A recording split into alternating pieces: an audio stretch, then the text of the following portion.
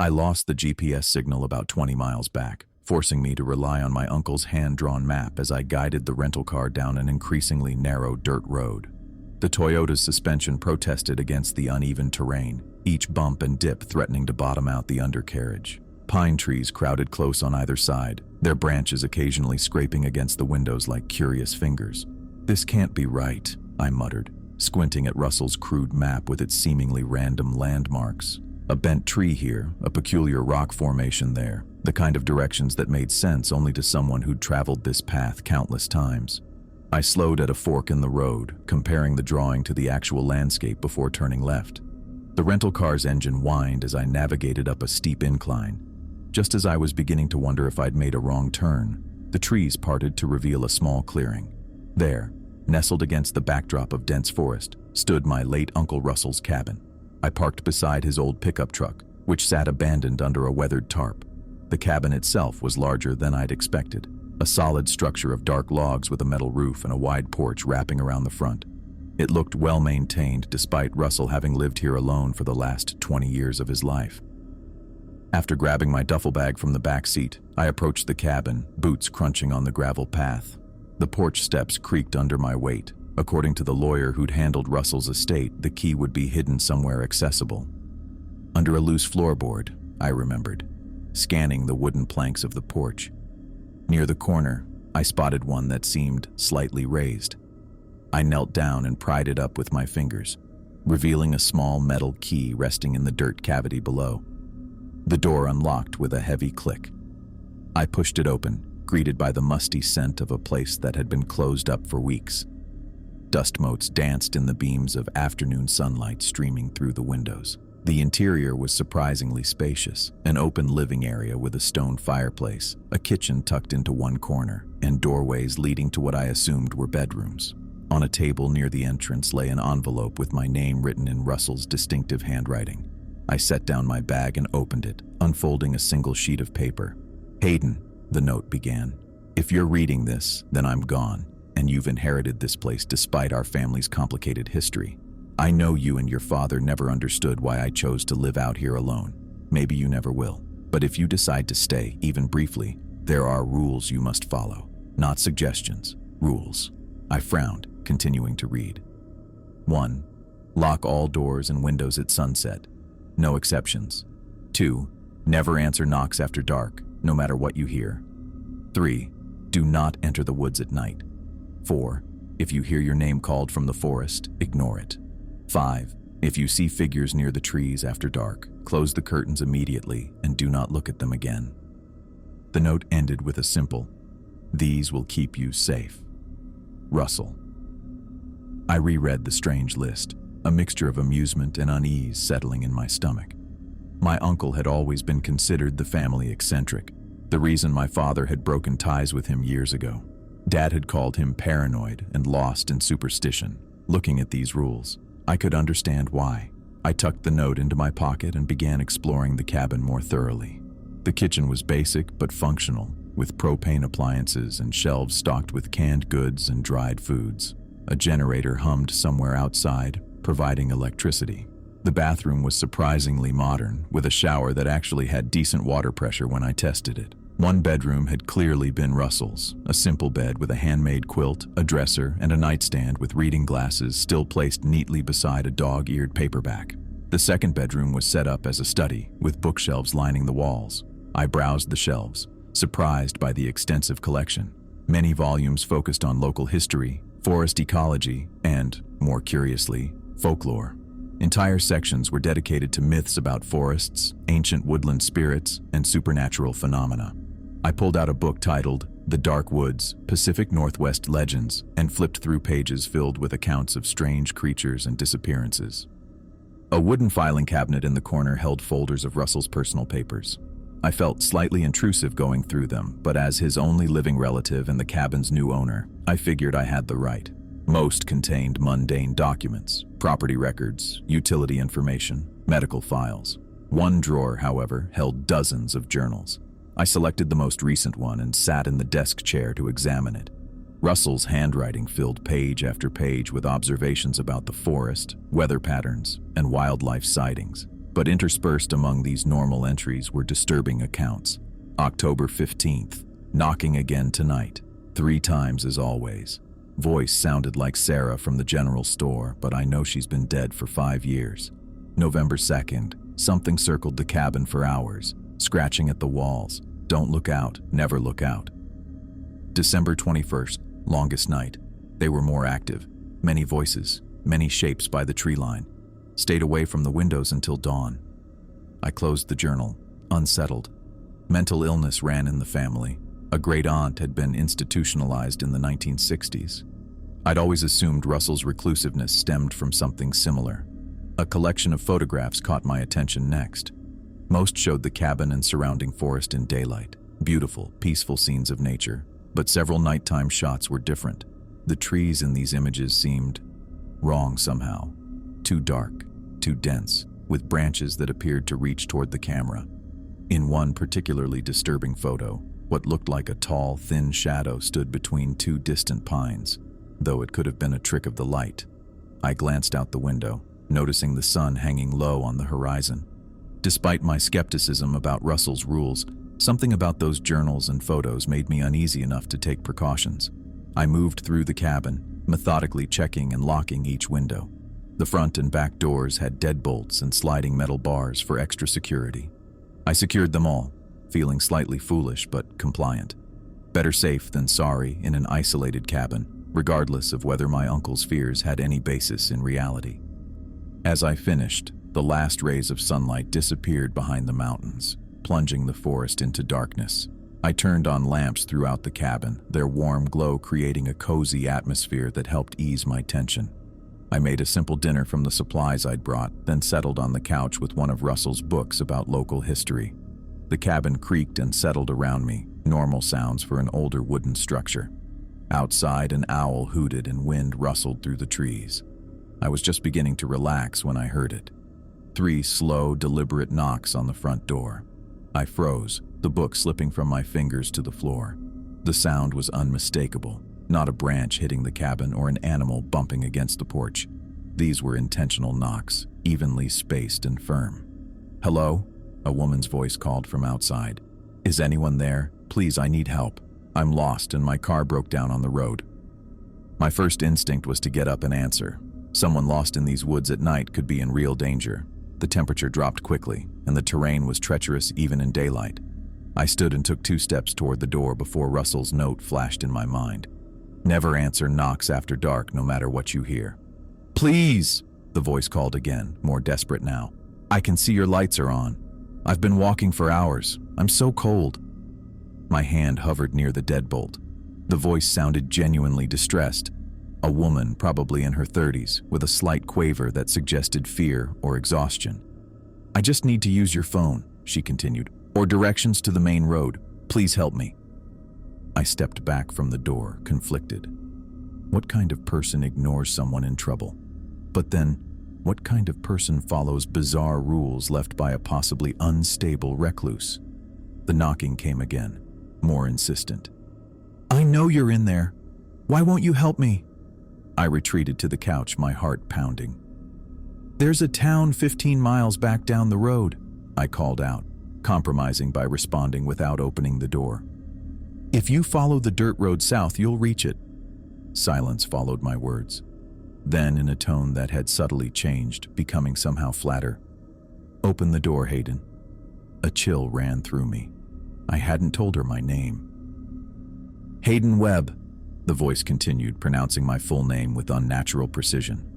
"Open the door and let me in." The knocking resumed, no longer 3 distinct knocks, but a continuous rhythmic rapping that seemed to come from multiple points along the door's surface. The woman's pleas transformed into demands, her voice occasionally slipping into tones and cadences that didn't match her initial speech pattern. I sat rigidly on the couch, every muscle tense, as the knocking and calling continued relentlessly. Minutes stretched into what felt like hours, though my watch showed only 1 hour had passed. Throughout it all, I kept my distance from the door and windows, Russell's warnings echoing in my mind. Eventually, the knocking stopped. The voice fell silent. The forest outside became still, not even the wind disturbing the sudden, complete quiet that enveloped the cabin. I remained frozen in place, straining to hear any sound from outside, wondering what waited in the darkness beyond the locked door. I heard my name drift in through the windows. Hayden. I sat up straight, ears straining. The voice came from somewhere in the darkness beyond the cabin walls. Hayden, I need to talk to you. My blood turned cold. That voice, I knew it instantly. It was my father's voice. My father who had died 3 years ago from a heart attack. It's about Russell, the voice continued. I know what really happened to him. I got up from the couch, my legs moving almost on their own. The book I'd been pretending to read fell to the floor with a thud. I took a few steps toward the window, drawn by a pull I couldn't explain. My hand reached for the curtain. Hayden, please, I don't have much time. The voice was perfect. The same deep tone, the slight raspiness from years of smoking, even that subtle note of command that had always been there when he spoke to me. It sounded exactly like my father. My fingers brushed the edge of the curtain. I wanted to look. I needed to see if... I stopped myself, hand frozen in place. This couldn't be my father. Dad was dead, buried. I'd watched them lower his casket into the ground. Whatever was out there using his voice wasn't him. I backed away from the window, remembering Russell's rules. Don't answer knocks after dark. Don't go into the woods at night. Ignore your name when called from the forest. Hayden, don't you want to know the truth? The voice grew more insistent. Your uncle wasn't crazy. He knew things. Important things. I was wrong about him. Come outside and I'll explain everything. I retreated to the center of the room, putting distance between myself and all the windows. My heart pounded in my chest as I sat back down on the couch, gripping the armrest. I know you're in there, the voice said, changing tactics. This isn't a trick. It's really me. I stayed silent, focusing on my breathing, in and out, slow and steady. After a few minutes of my father's voice calling to me, the forest went quiet. I started to relax, thinking maybe it was over for the night. Then a new voice spoke. Hayden, are you there? My stomach dropped. It was Samantha's voice now, my ex-wife. My car broke down on that dirt road, she said, her tone worried and slightly annoyed in that way that was so distinctly Sam. I tried calling, but there's no signal out here. Can you help me? It sounded exactly like her. The slight lift at the end of her sentences, the way she said my name with the emphasis on the first syllable. This isn't funny, Hayden, Sam's voice continued when I didn't respond. I know we ended things badly, but you wouldn't just leave me out here, would you? I pressed my hands against my ears, but it didn't help. Her voice came through clearly. I still have your spare key, she said next, her tone shifting to something harder. I could just let myself in if you won't answer. That was a lie. Sam had returned all her keys when we split up. I'd watched her place them on the kitchen counter of our old apartment. The voices continued changing throughout the night. A man with a thick southern accent claiming to be lost. A young woman crying for help. An older man identifying himself as local search and rescue. Each voice tried different tactics to get me to open the door or look outside. I stayed put on the couch, listening as each new voice replaced the last. They all sounded completely human and distinct from one another. If I hadn't known better, I would have sworn there was a crowd gathering in the woods. Around midnight, the voices finally stopped. The silence that followed felt heavy and watchful. I got up cautiously and moved to the kitchen for a glass of water, my throat dry from tension. As I passed by the living room window, I noticed the curtain wasn't fully closed.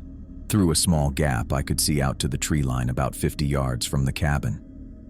Something stood there. I froze, water glass halfway to my lips. At first, I thought it was just a particularly tall tree, but then it moved. The figure was unnaturally tall, at least 8 feet, maybe more. It stood perfectly still at the edge of the clearing, partially hidden among the pines. In the darkness, I couldn't make out details, but something about its proportions was fundamentally wrong. Its limbs seemed too long, its torso too narrow. It didn't move like a person. As I watched, paralyzed, the figure slowly raised one impossibly long arm and pointed directly at the cabin, at me. Russell's 5th rule flashed in my mind. If figures seen near trees after dark, close curtains and don't look again. I snapped into action, setting down the glass with shaking hands. I moved quickly through the cabin, pulling every curtain tightly closed. I didn't stop to look outside again, not even for a second. When all the windows were covered, I sat down on the floor in the center of the living room, as far from the walls as possible. Not 5 minutes later, I heard it. A scraping sound. Slow and deliberate.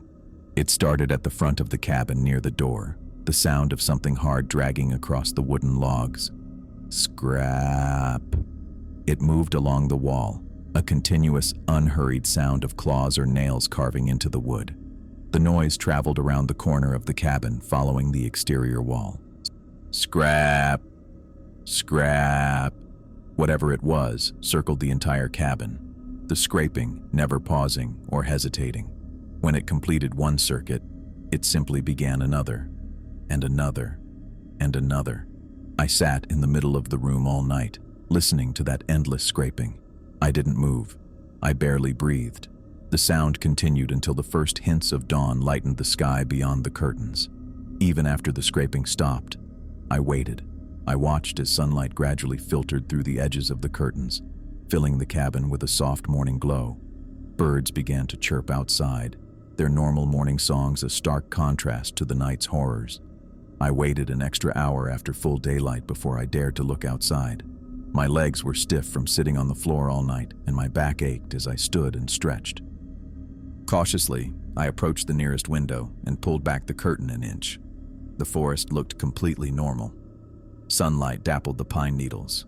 A squirrel darted up a nearby tree. A few small birds hopped around the clearing, pecking at the ground.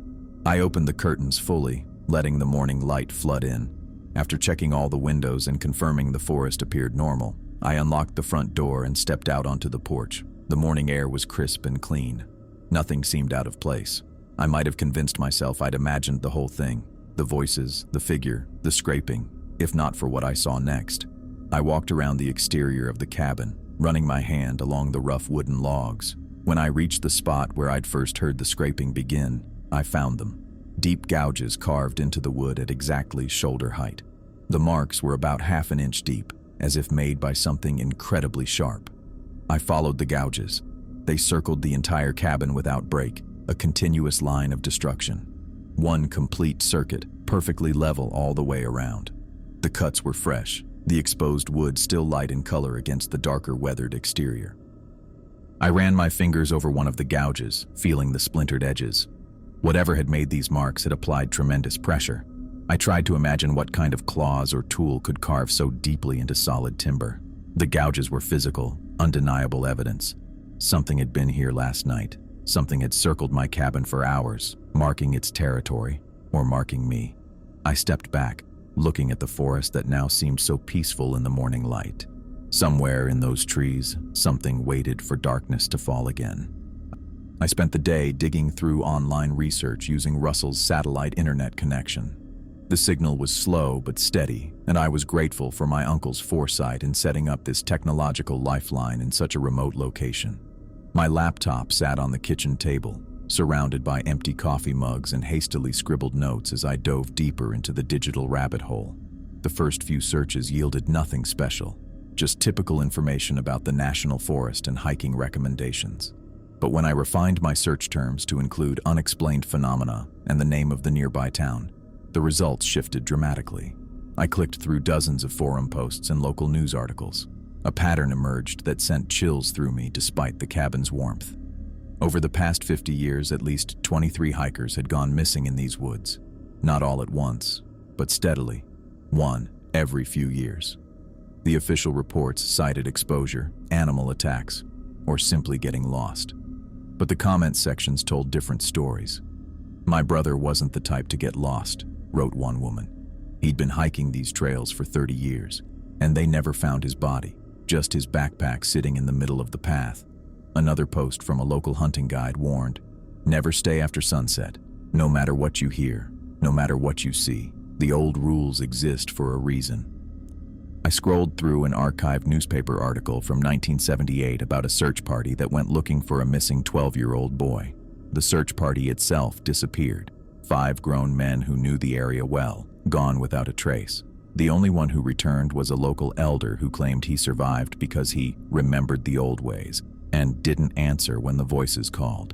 My hands shook slightly as I opened a local history blog that documented strange sightings dating back to the first settlers. The indigenous people of this region had warned the early pioneers not to build here, claiming the forest was home to entities that should be left undisturbed. The settlers had laughed it off as superstition until the disappearances began. Every single account, whether from the 1800s or a forum post from last year, shared the same crucial advice. Follow the old rules and never enter the forest after dark. I sat back in my chair, rubbing my eyes. The rules. Russell's rules. They weren't the ramblings of a paranoid recluse. They were survival instructions, passed down through generations of people who had learned the hard way what happens when you ignore them. I clicked on a link to a local legend about the tall ones who lived among the trees. The page had been removed, but the cached version showed a crude drawing that looked disturbingly similar to what I'd seen at the tree line last night. The accompanying text warned that looking directly at them was an invitation, acknowledgement that gave them power. The light outside had begun to dim, pulling my attention from the screen.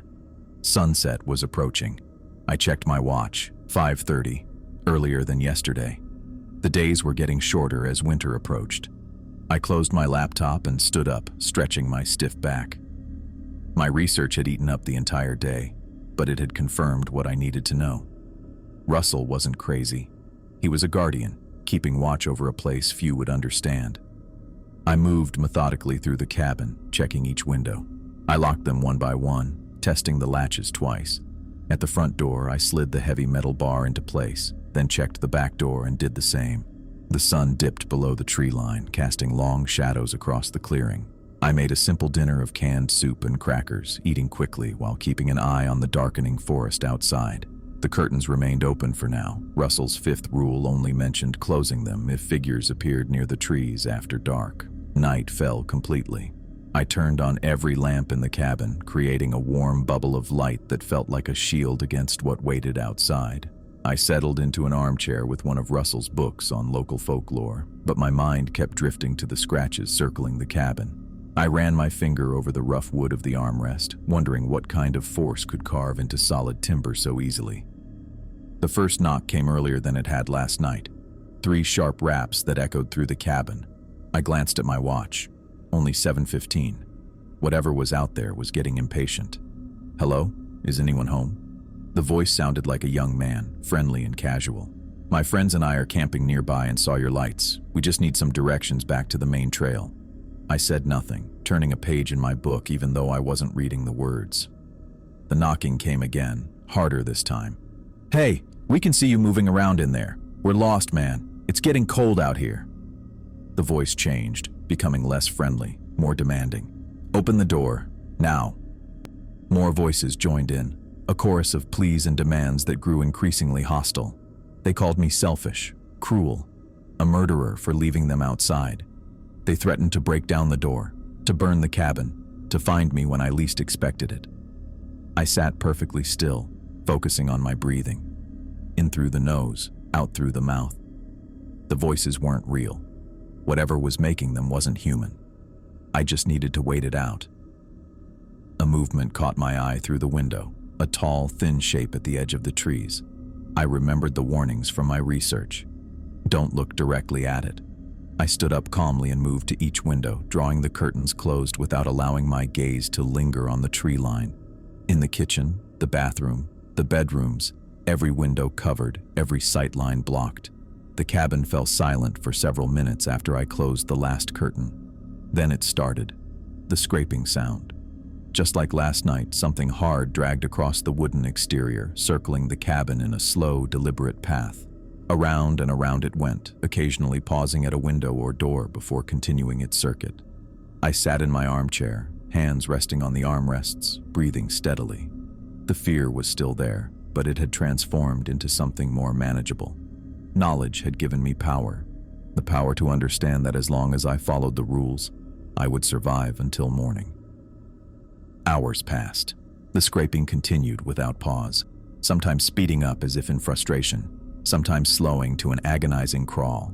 I remained in my chair, occasionally standing to stretch or use the bathroom, but never approaching the windows or doors. Around 3 in the morning, the scraping stopped abruptly. The silence was almost more unnerving than the noise had been. I sat perfectly still, listening. Nothing, not even the normal sounds of the forest at night. No owls, no rustling leaves, no distant calls of nocturnal animals. Just complete, absolute silence.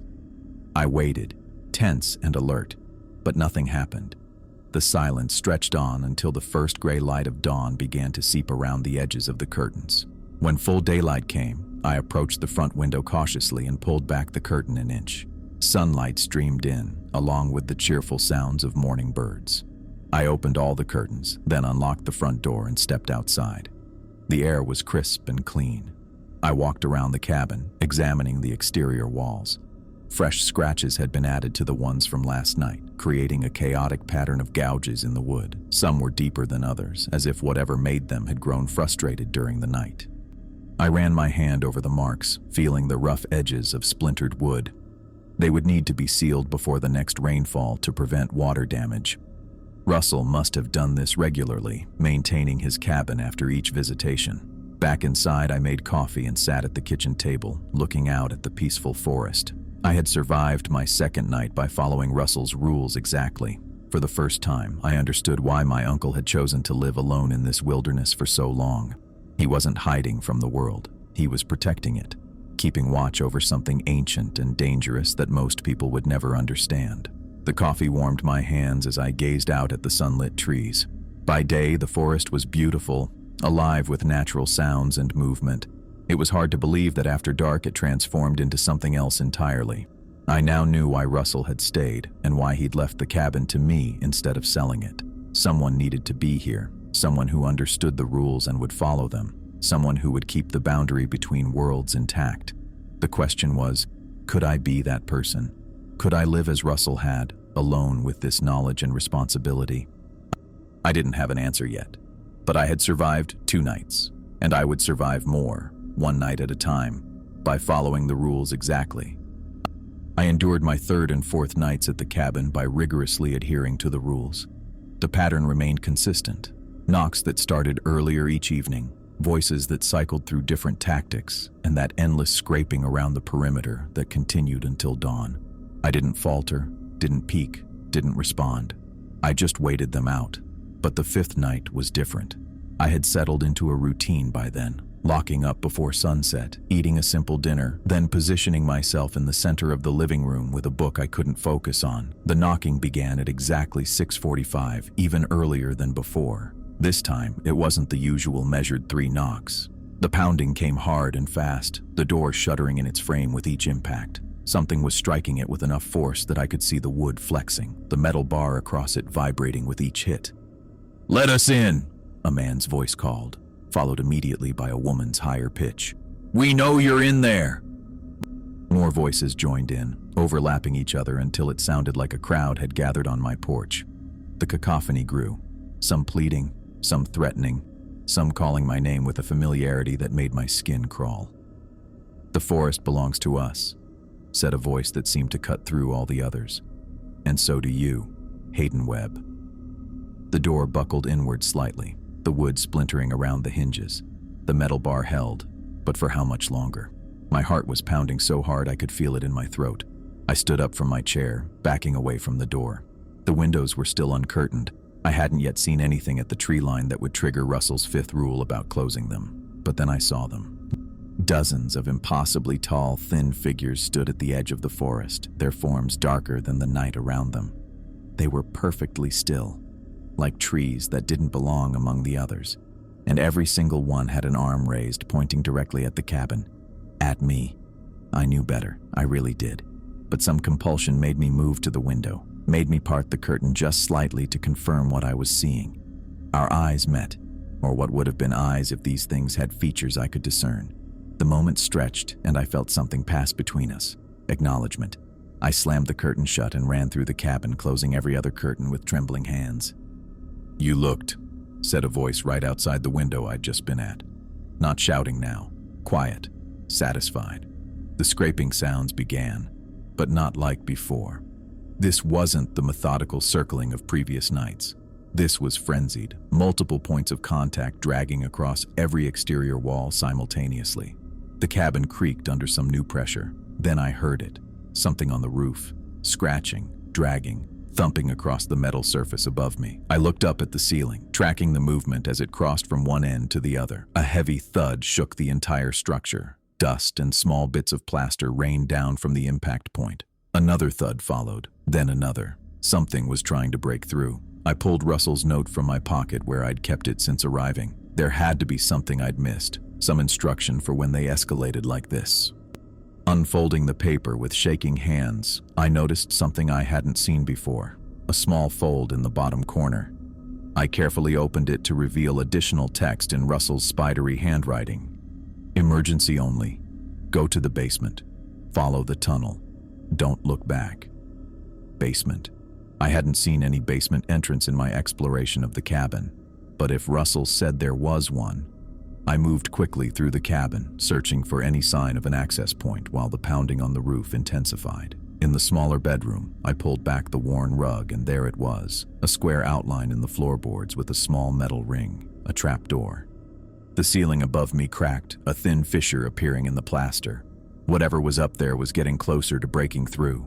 I grabbed the metal ring and pulled, revealing a dark space below and a set of wooden stairs descending into blackness. I had no idea where this tunnel might lead, but as another violent thud shook the cabin, I realized it might be my only escape from whatever was now trying to get inside. The darkness below the trapdoor was absolute. I fumbled for my phone in my pocket, nearly dropping it in my haste. The flashlight beam cut through the blackness, revealing a set of wooden stairs descending into a dirt-floored space beneath the cabin. "Please hold," I whispered, not sure if I was talking to the cabin or myself. I swung my legs into the opening and began climbing down, keeping one hand on Russell's note. The steps creaked alarmingly under my weight. Old wood, probably as old as the cabin itself. The air below smelled of damp earth and something else I couldn't place, something old and undisturbed. I hurried down the remaining steps, my phone's light bouncing wildly across the basement walls. The space was small, maybe 15 feet square, with a dirt floor packed hard from years of use. Old shelves lined one wall, holding dusty mason jars and tools that looked like they hadn't been touched in years. The beam of light caught something on the opposite wall, an opening. Not a door, but a tunnel carved directly into the earth. Wooden beams supported the ceiling and sides, preventing the dirt from collapsing inward. It looked barely wide enough for a person to pass through. Above me, the cabin made sounds I'd never heard from a structure before. Not just breaking wood, but a high-pitched keening, as if the building itself was in pain. Dust and small debris continued to filter down through the cracks in the floor above. I approached the tunnel entrance, shining my light into it. The passage extended beyond where my beam could reach, disappearing into darkness. I hesitated for only a second. Whatever waited in that tunnel couldn't be worse than what was breaking into the cabin. I ducked my head and entered. The ceiling was low enough that I had to stoop slightly, my shoulders occasionally brushing against the rough wooden supports. The dirt walls were packed tight, but still, small particles crumbled away when I touched them. The sounds of destruction increased above, a cacophony of splintering wood, breaking glass, and that terrible scraping that had circled the cabin for nights. Now it seemed to be everywhere at once, as if dozens of those things were tearing at the structure from all sides. The tunnel narrowed as I moved deeper, forcing me to turn sideways in some places. My breathing sounded loud in the confined space, and I tried to quiet it, irrationally afraid that whatever was destroying the cabin might hear me. I kept moving, one careful step after another. The tunnel twisted and turned, sometimes so sharply I had to contort my body to follow its path. The air grew cooler the further I went, and I realized I must be heading deeper underground. After what felt like several minutes of walking, I came to a fork in the tunnel. Both paths looked identical, narrow passages disappearing into darkness. I paused, shining my light down each one, trying to decide which way to go. That's when I noticed the markings. Carved into one of the support beams was a symbol, a circle with a line through it. It didn't look like anything Russell would have made recently. The edges were worn smooth, as if it had been there for decades, maybe longer. I checked the other path and found no markings on its beams. Taking a chance, I followed the marked path, keeping my eyes open for more symbols.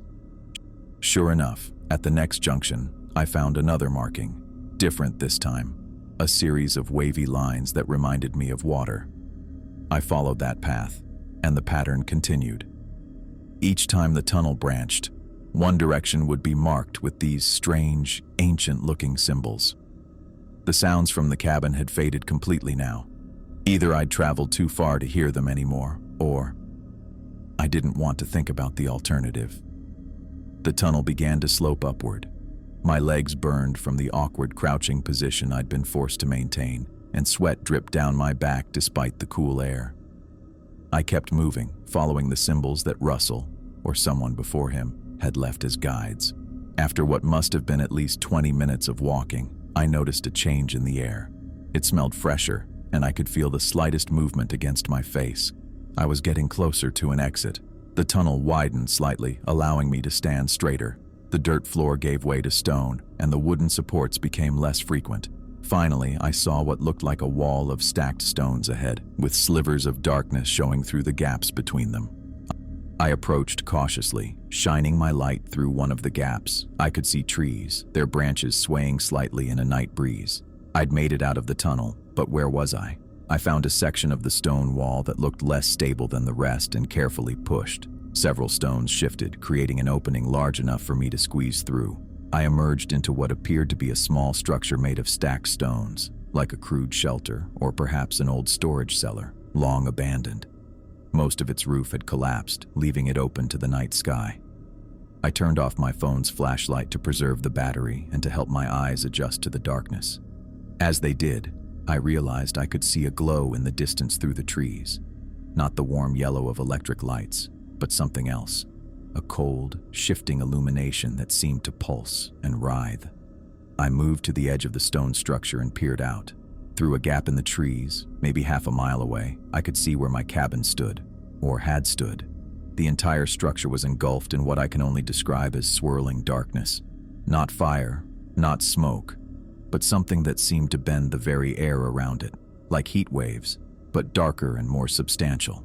Surrounding the cabin were the figures I'd seen at the tree line. Now, without the distance and the window between us, I could see them clearly. They were impossibly tall, their limbs too long and too thin to be human. They stood perfectly still around the churning darkness that had been Russell's cabin, all of them facing inward as if watching a performance. I ducked back into the stone structure, my heart hammering. Had they seen me? Would they come looking? I pressed myself against the cool stones, trying to make myself as small as possible. I stayed that way for hours, occasionally risking quick glances toward the cabin. The swirling darkness continued, sometimes flaring brighter, sometimes dimming, but never disappearing completely. The tall figures remained motionless around it. Eventually, the eastern sky began to lighten. The darkness around the cabin seemed to react to the approaching dawn, swirling faster, more violently. The tall figures began to move for the first time, stepping backward toward the tree line in perfect unison. As the first rays of sunlight broke over the horizon, both the darkness and the figures vanished, melting into the shadows of the forest as if they'd never been there. I waited another hour, until the sun was fully up and birds had begun their morning songs. Only then did I emerge from my stone shelter, stiff and cold from the night spent huddled against the rocks. I made my way cautiously through the forest, following the direction where I'd seen the cabin. The trees here were old, their trunks thick and gnarled. I recognized some landmarks from my walks around the property, a distinctive boulder, a bent tree that had been struck by lightning years ago. When I reached the clearing where the cabin had stood, I stopped in disbelief. The cabin was gone, not burned, not collapsed into rubble, but completely gone. The ground where it had stood was covered in the same pine needles and forest debris as the surrounding area, as if nothing had ever been built there. I walked across the clearing, searching for any sign of the structure, a foundation stone, a piece of metal from the roof, anything. There was nothing. The only evidence that I hadn't imagined the whole thing was Russell's old pickup truck, still parked exactly where I'd left my rental car beside it. My car, like the cabin, had vanished. I stood in the middle of the empty clearing, turning in a slow circle. The forest looked peaceful in the morning light, birds flitting between branches, a squirrel chattering somewhere nearby. Nothing suggested the horror of the previous night. I approached Russell's truck, half expecting it to disappear as I reached for it. But the metal felt solid under my fingers, the hood still warm from the morning sun. I tried the driver's door and found it unlocked. Russell's truck remained where I had parked beside it, the only proof that I hadn't imagined everything. I scoured the area where the cabin once stood, finding only pristine forest floor with no trace of the structure. My fingers dug into the soft earth, pushing aside fallen pine needles and leaves, searching for any remnant of the foundation. A nail, a piece of glass, anything to prove the cabin had existed. But there was nothing. The ground looked like it had been undisturbed for decades, with small plants growing where I knew the kitchen had been just hours ago. The morning sun filtered through the trees, casting dappled light across what should have been a clearing, but now the space blended seamlessly with the surrounding forest. I stood up, wiping dirt from my hands onto my jeans, and turned in a slow circle. I walked over to the truck, my legs still aching from hours spent crouched in that narrow tunnel. The vehicle looked exactly as it had when I'd arrived days ago, a relic from another time, somehow spared from whatever had consumed the cabin. I pulled back the weathered tarp, revealing the faded blue paint of an old Ford that had seen better days. The driver's door creaked when I opened it. I slid into the seat, which smelled of old leather and pine. The keys weren't in the ignition, but I hadn't expected them to be. Russell wouldn't have left them there. I checked the glove compartment first, finding only vehicle registration papers and an ancient road map of the county. I ran my hands along the underside of the seat, feeling for anything that might be hidden. My fingers brushed against something solid wedged beneath the driver's seat. I leaned down, reaching farther under until I could grip what felt like the edge of a book. With some effort, I pulled it free. A leather-bound journal, its cover worn smooth from handling, lay in my hands. Unlike the journals I'd found in the cabin's study, this one looked more personal, the leather stained with oil from frequent touching. I opened it carefully, recognizing Russell's handwriting immediately, the same spidery script from the note he'd left me. The first pages contained mundane entries about weather patterns and wildlife sightings, but as I flipped through, the entries became more detailed about the forest entities. Russell had named them in his private writings, the Watchers, and documented their behaviors with scientific precision. He noted how they appeared more frequently during certain lunar phases and how their tactics had evolved over the years he'd lived here. March 17th, one entry read, "They're learning. Tonight they mimicked Sarah's voice perfectly, not just the sound but the cadence, the way she used to laugh between sentences." I almost opened the door. Almost. I turned more pages, scanning entries that spanned decades. Russell had been here much longer than anyone in the family knew. The dates went back to the late 1970s, though my father had told me Russell had moved here sometime in the early 2000s. Then I found it, an entry from 15 years ago that made my breath catch. "I broke a rule today. I looked at them directly when they gathered at the tree line. I knew better, but after 12 years of hearing them call night after night, curiosity got the better of me. They came for the cabin immediately. I barely made it to the tunnel in time. When I returned at dawn, nothing remained. Not a splinter. I'll have to start over. Build again. The land needs its guardian." My hands trembled slightly as I read words that mirrored my own experience. Russell had made the same mistake I had. He had looked directly at the entities and lost his cabin as a result. But he had rebuilt, started over, continued his vigil. I read further, learning that Russell believed these entities couldn't be fought or destroyed, only avoided through strict adherence to the rules. The rules weren't superstition, but a practical guide for survival, developed over generations of observation. "The land requires a guardian," Russell wrote in a later entry.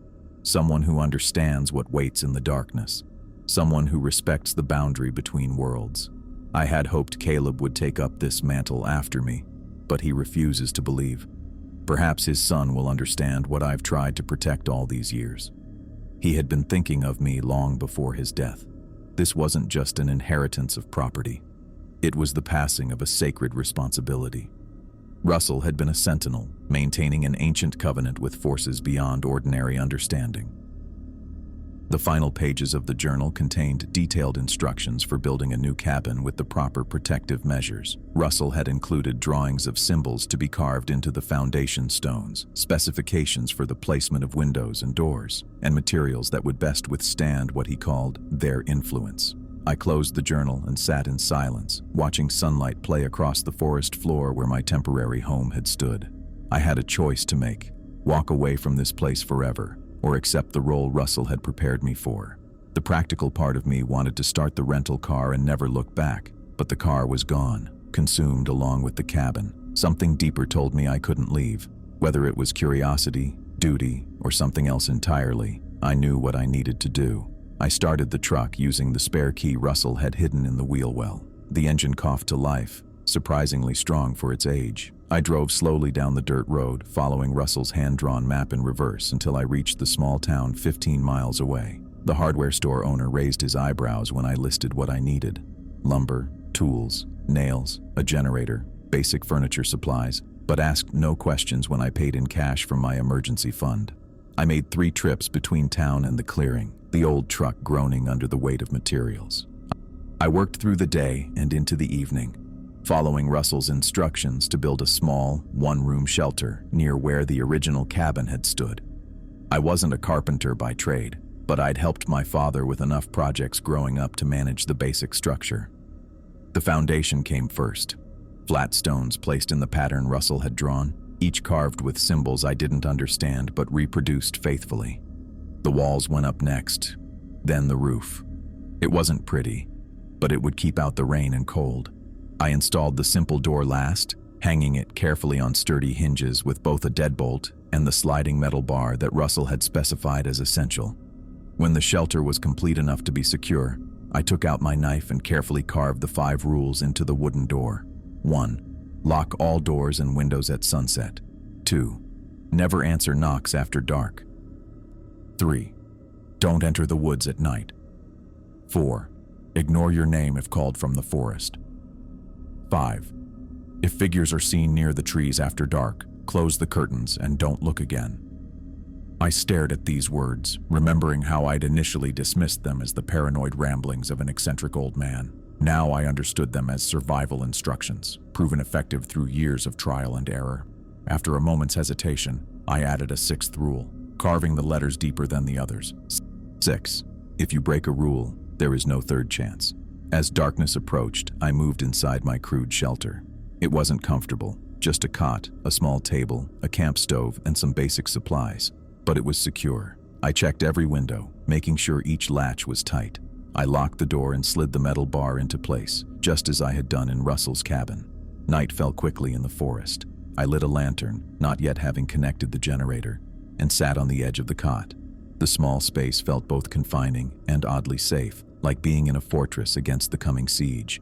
I didn't have to wait long. Just as the last light faded from the sky, 3 distinct knocks sounded on my new door. They were perfectly spaced, almost polite in their rhythm. "Hayden," a voice called. My father's voice, though he had been dead for 3 years. "Son, I'm so cold out here. Please let me in." I remained silent, sitting perfectly still on the cot. The knocking came again, harder this time. "Hayden Webb," the voice said, no longer sounding like my father at all. "You cannot hide from us. This land is ours. You are ours." I closed my eyes, listening to the voice change and shift, trying different tactics to lure me outside. I knew the pattern now. I understood the rules. I had become the new guardian, maintaining the ancient boundary between worlds, continuing the duty Russell had fulfilled before me. Whatever waited in the darkness would find no welcome here. Not tonight, not ever.